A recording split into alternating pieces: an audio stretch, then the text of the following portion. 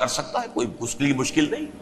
هو علی کل شیء قدیر، اسے ہر شے کی قدرت حاصل ہے. لیکن اصل بات جو ہے میں آپ کو بتانا چاہتا ہوں، یہ ہے سائیڈ ایشو. اصل ایشو ہے فلسطین کا جو شروع ہونے والا ہے. بھٹی دہکے گی وہاں. ظاہر بات ہے کہ اگر کوئی بہت بڑا اقدام ہو جاتا ہے فلسطینیوں کے خلاف، اور اگر واقعتاً مسجد اقصیٰ اور قبۃ الصخرہ گرا دیے جاتے ہیں، جو طوفان اٹھے گا عالم عرب میں. یہ حسنی مبارک ہو یا شاہ خالد ہو یا کوئی اور ہو، یہ نہیں روک سکتے اس طوفان کو. نوجوان خون اٹھے گا، غیرت اور جو بھی حمیت ہے. مسلمان ان پڑھ سے ان پڑھ اور بالکل بے دین، وہ بھی مسجد کی حرمت پر کٹ مرنے کو تیار ہو جاتا ہے. مسجد تو بنا دی شب بھر میں ایمان کی حرارت والوں نے، من اپنا پرانا پاپی ہے، برسوں میں نماز ہی بننا سکا. وہ چاہے کانپور کی مسجد تھی مسلمانوں نے جانے دی ہے، چاہے وہ شہید گنج کی مسجد تھی مسلمانوں نے جانے دی ہے، چاہے نماز نہ پڑھتے ہو. لیکن یہ جو حرمت اور یہ جو حمیت اور یہ غیرت ہے، اس سے جو طوفان اٹھے گا یہ ہوگا اس ملحمۃ العظما، اس کی طرف پیش رفت ہو رہی. کتاب الملاحم سے احادیث کے حوالے سے کہ جن جنگوں کا حوالہ دیا حضور نے، پیشن گوئی کی ہے، اس کا نقطہ آغاز تھا خلیج کی جنگ. صدام حسین نے اسے کہا تھا یہ مدر آف وارز ہے، ام المحارب، یہ ایک جنگ نہیں ہے. اس کا نقشہ بھی حدیث میں موجود ہے، پیشن گوئی موجود تھی، اس وقت بھی ہم نے شائع کی تھی. لیکن اس میں جو جنگ اب ہونے والی وہ الملحمۃ العظما. ملحمہ کسے کہتے ہیں؟ لحم گوشت کو کہتے ہیں، اور قصائی کی دکان کو عربی میں ملحم کہتے ہیں، جہاں گوشت کے ٹکڑے کیے جاتے ہیں. آج کل مشینوں سے ہوتے ہیں، اب جو ہے وہ ہاتھ سے چھریوں سے نہیں ہوتے، لیکن ٹکڑے ہو رہے ہوتے ہیں، جسموں کے چیتھڑے اڑ رہے ہوتے. ملحمہ یہی لفظ استعمال کیا تھا حضرت سعد ابن عبادہ نے رضی اللہ تعالی عنہ یوم فتح مکہ. ان کے دل میں تھا کہ اب ہم انتقام لیں گے ان عربوں سے، ان قریش سے. الیوم یوم الملحمہ، الیوم یوم الملحمہ، یہ کہتے ہوئے جا رہے تھے. ایک خاص کیفیت، آج ہے گوشت کے ٹکڑے اڑانے کا دن. حضور سے کہا کسی نے جا کر کے صاحب تو یہ کہہ رہے ہیں الیوم یوم الملحمہ، الیوم یوم الملحمہ. حضور نے فرمایا نہیں، ان سے کہو جا کر الیوم یوم المرحمہ، الیوم یوم المرحمہ، آج رحمت کا دن ہے، آج تو میں ان سب کو معاف کروں گا.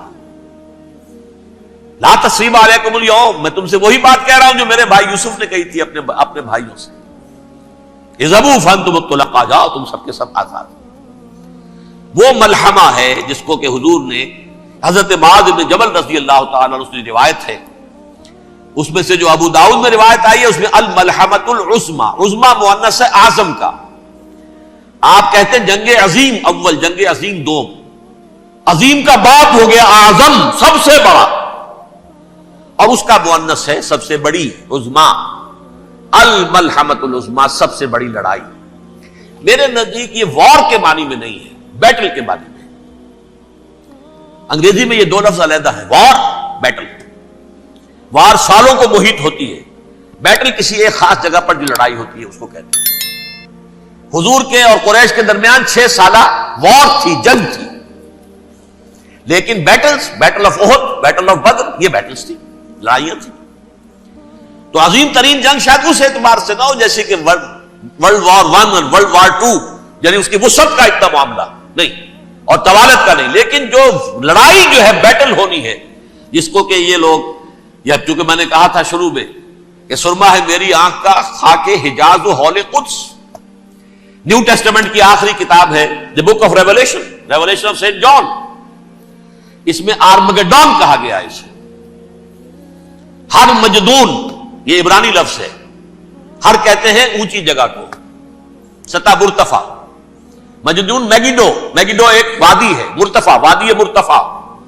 یہ ہے واقع لبنان، اسرائیل اور شام کے درمیان جو ٹکڑا، جو ٹرائنگل بنتی ہے، یہ ہے. یہاں پر بڑی جنگ لڑی جائے گی، اور یہ جنگ صلیب ہوگی جو کہا ہے بش نے.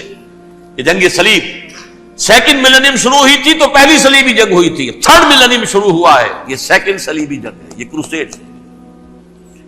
اور میں اس مرتبہ امریکہ گیا تھا تو پہلی مرتبہ مجھے وہاں ایک رسالہ ملا ٹرمپٹ نام کا.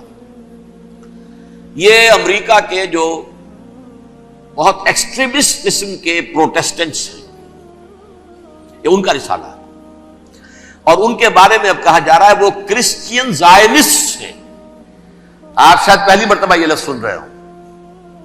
زائنسٹ تو ہم سمجھتے ہیں یہودیوں کو, کرسچین زائنسٹ وہ ہیں جو ہیں تو عیسائی پروٹیسٹنٹس ہیں, لیکن اسرائیل کے وہ حمایتی یہودیوں سے بڑھ کر ہیں. یہ میری کسی پہلی تقریر میں شاید بہت سے حضرات کو یاد آ جائے, میں نے کہا تھا 4 سال پہلے ہمارا تنظیم اسلامی کا ایک کنونشن ہوا تھا ہوسٹن میں, امریکہ کا جنوبی علاقے کا شہر ہے. ایک سیشن اس میں ہم نے رکھا تھا انٹرفیتھ, ایک عیسائی کو بلایا تھا, ایک یہودی بہت بڑا وہاں کا عالم ہے اس کو بلایا تھا. اس یہودی عالم نے ڈاکٹر وشوگراٹ جو وہاں کی یونیورسٹی میں پروفیسر ایمیریٹس ہے, اس نے کہا تھا کہ یہ اسرائیل کی تو سپورٹ کر رہے ہیں عیسائی, ہم تو نہیں کر رہے. جو پریکٹسنگ یہودی ہیں وہ زیادہ اسرائیل کے حق میں نہیں تھے, یہ تو سن 67 کے بعد انہوں نے اسرائیل کو تسلیم کیا ہے. وہ تو منتظر تھے کہ ہمارا مسیحا آئے گا تو اس کی قیادت میں جنگ کریں گے, جیسے شیعہ منتظر تھے کہ مہدی موعود آئیں گے تو پھر ہم کچھ کریں گے. وہ امام خمینی نے کہا بھائی جب وہ آئیں گے آ جائیں گے, لیکن ہم کچھ راستہ کے لیے.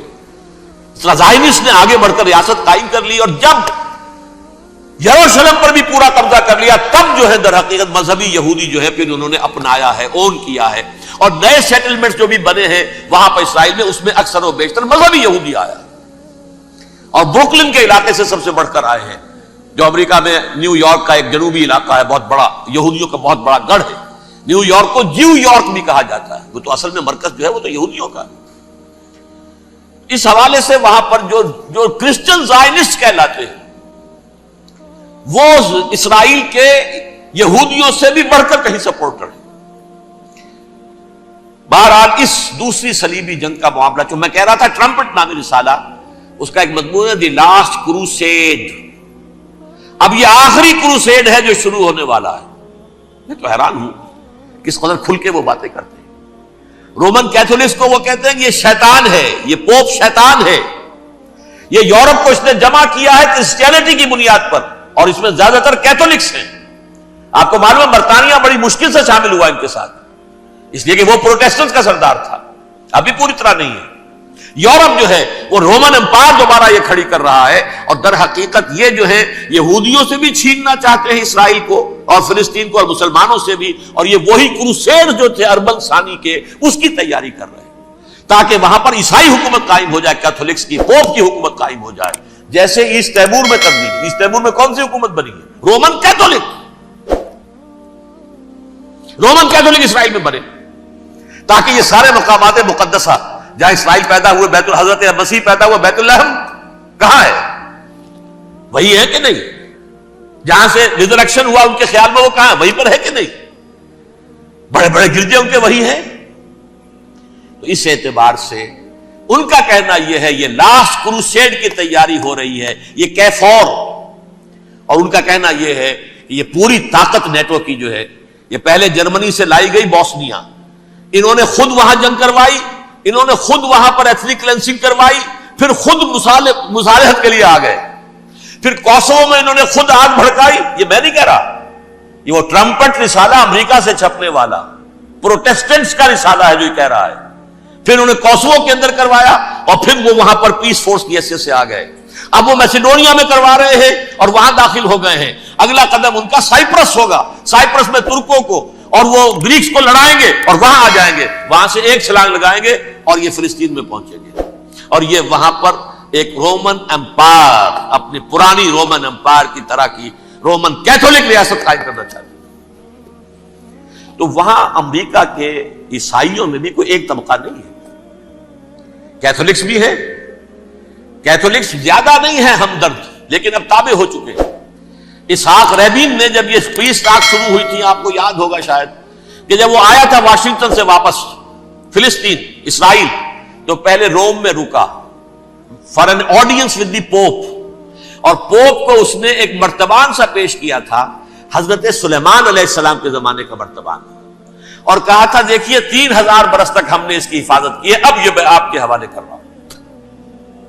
اس کے بعد سے پوپ جو ہے بالکل رام ہو گیا اور وہ عیسائیوں کے ساتھ اور یہودیوں کے ساتھ ان کا پورا معاہدہ ہو. اب پورا عیسائی ورلڈ جو ہے بعثت مجموعی یہودیوں کے شکنجے میں ہے. البتہ ان کے اندر بھی جھگڑے ہیں. جو وہاں پر وائٹ کرسچن ملیشیاز ہیں وہ ایکسٹریمسٹ ہیں کیتھولکس. ان کے نزدیک دشمن نمبر 1 یہودی، دشمن نمبر 2 مسلمان، دشمن نمبر 3 جو یورپ میں کالے ہیں، افرو امریکن، چاہے وہ عیسائی ہو گئے ہوں، کوئی بھی ہو. یہ 3 دشمن ہیں جن سے انہوں نے کلینز کرنا ہے، صاف کرنا ہے ان کے خیال کے مطابق امریکہ کی سوسائٹی کو. اولاً یہود، پھر مسلمان، اور پھر یہ جو کالے ہیں. لیکن دوسری طرف پروٹیسٹنٹس کے اندر ایکسٹریمسٹ وہ ہیں جنہیں کہا جا رہا ہے یہ کرسچین زائنسٹ ہیں، یہ اسرائیل سے بڑھ کر سپورٹرز ہیں. بہرحال یہ اب جنگ ہوگی، اس کا نتیجہ کیا نکلے گا یہ تو اللہ ہی جانتا ہے. اب میں آخری بات کی طرف آ رہا ہوں. آخری نتیجہ تو جو بھی کچھ اپس اینڈ ڈاؤنز آئیں گے تلک الایام نداولها بین الناس. آخری نتیجہ ڈراپ سین وہ یہ ہوگا کہ اللہ کے دین کا بول بالا ہوگا اور پوری دنیا پر محمد کے لائے ہوئے دین صلی اللہ علیہ وسلم کی حکومت قائم ہوگی. وہ گویا قیامت کی تمہید ہوگی، اس کے بعد بس قیامت آئے گی. کیونکہ مقصد کائنات، تخلیق کائنات پورا ہو جائے گا. پوری مخلوقات کے اندر مقصد تخلیق، کلائمیکس آف کریشن محمد الرسول اللہ صلی اللہ علیہ وسلم. دین کی تکمیل محمد الرسول اللہ صلی اللہ علیہ وسلم. اور اس خلافت عرضی کے لیے جو حضرت آدم کو خلافت دی گئی تھی، جب اس میں وہ خلافت پوری دنیا پر قائم ہو جائے گی اس کا مقصد پورا ہو جائے گا. And that will be the beginning of the end. اس کے بعد قیامت ہے. آخری نتیجہ تو یہ نکلنا ہے. اس سے پہلے سزائیں ہمیں بھی مل رہی ہیں. اور یہاں میں کانٹے کی بات جو چھوڑ گیا تھا اس کو بیان کر دوں. اللہ نے اس مغضوب علیہم قوم کو، اس ملعون قوم کو کیوں اب تک چھوٹ دیے رکھی؟ میں بتا چکا ہوں یہ بڑے عذاب کے مستحق ہو چکے تھے حضرت عیسیٰ علیہ السلام کے زمانے میں. چھوٹ دی ہے ابھی تک ہے، بلکہ ایک مرتبہ ابھارا ہے. 1900 برس کے بعد ابھرے ہیں یہ. بالفور ڈیکلریشن 1917، سن 70 عیسوی کے بعد، تقریباً 1900 برس، 1850 برس تو ہے کم سے کم. پھر creation of Israel 1948، 1967 extension of Israel, یروشلم پر قبضہ. یہ سارا جو ہے کیوں ہے؟ اللہ تعالیٰ اس خیر امت محمد صلی اللہ علیہ وسلم، اس کے بہترین حصے کو سزا ان ملعونوں کے ہاتھوں دے رہا ہے. کیوں؟ جو جرم انہوں نے کیا تھا وہی ہم نے کیا. انہوں نے اللہ کی کتاب کو پیٹھ کے پیچھے پھینکا. نبذ فریق من الذین اوتوا الکتاب کتاب اللہ وراء ظہورہم. ہم نے اپنی پیٹھوں کے پیچھے پھینکا کہ نہیں؟ کولونیل رول سے آزاد ہوئے، کہیں اسلامی قانون نافذ کیا، کہیں اسلامی نظام قائم کیا. تو جو جرم ان کا تھا وہی ہمارا ہے. اور ہم خیر امت ہیں، اور ہمارے میں سے خیر ترین عرب ہے. ان پر اللہ کا فضل، ان کی مادری زبان میں اللہ کی کتاب موجود ہے. پھر انہوں نے اللہ کے دین کو پیٹھ دکھائی. جو ملک آزاد ہوا کولونیل رول سے، یا اس نے قبلہ کر لیا اپنا ماسکو کی طرف یا کر لیا واشنگٹن کی طرف. کسی نے مکے کو قبلہ بنایا. یہ بدترین سزا ہے. ویل للعرب من شر قد اقترب. اور ترمذی شریف میں تو یہاں تک روایت ہے من اقتراب الساعۃ ہلاک العرب. قیامت کے قرب کی ایک نشانی یہ بھی ہوگی کہ عرب ہلاک ہو جائے. ایک حدیث میں الفاظ آتے ہیں کہ حضور نے جب کہا یہ ہوگا یہ ہوگا یہ ہوگا یہ بربادی آئے گی، تو کسی زوجہ محترمہ نام میں بھول رہا ہوں، انہوں نے پوچھا کہ عرب اس دن کہاں ہوں گے؟ فرمایا العرب یومئذ قلیل، بہت کم. آخری خاتمہ ہونا ہے یہود کا حضرت مسیح علیہ السلام کے ہاتھوں. وہ عذاب جو 2000 برس تک ان سے ٹلا رہا وہ آئے گا اور ان کے رسول ہی کے ہاتھوں آئے گا. لیکن اس سے پہلے مسلمانوں پر یہ عذاب آ رہا ہے، ہولوکاسٹ کے درجے کا عذاب آ رہا ہے. البتہ ہم پاکستانی اس میں یوں سمجھ لیجئے کہ وہ تو خبریں موجود ہیں احادیث میں، وہاں تو جو ہونا ہے.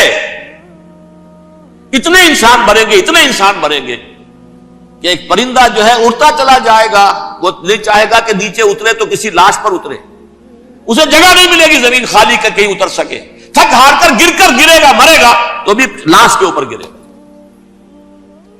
یہ الفاظ ہے حضور صلی اللہ علیہ وسلم. الملحمۃ العظمی الملحمۃ الکبریٰ، یہ لاسٹ کروسیڈ. ٹرمپٹ اخبار نے، میں اس کا فوٹو اسٹیٹ بھی کبھی آپ کو دکھا دوں، ویسے میرے ساتھ ہے وہ رسالہ ٹرمپٹ. دی لاسٹ کروسیڈ، اس کی تیاری ہو رہی ہے. وہ الملحمۃ العظمی اور ملحمۃ الکبریٰ جو ہے وہ آنے والی ہے. ابن ماجہ میں کبریٰ کہا ہے، اکبر کا مؤنث کبریٰ. ملحمہ کبریٰ سب سے بڑی جنگ اور ملحمہ عظمی سب سے عظیم جنگ.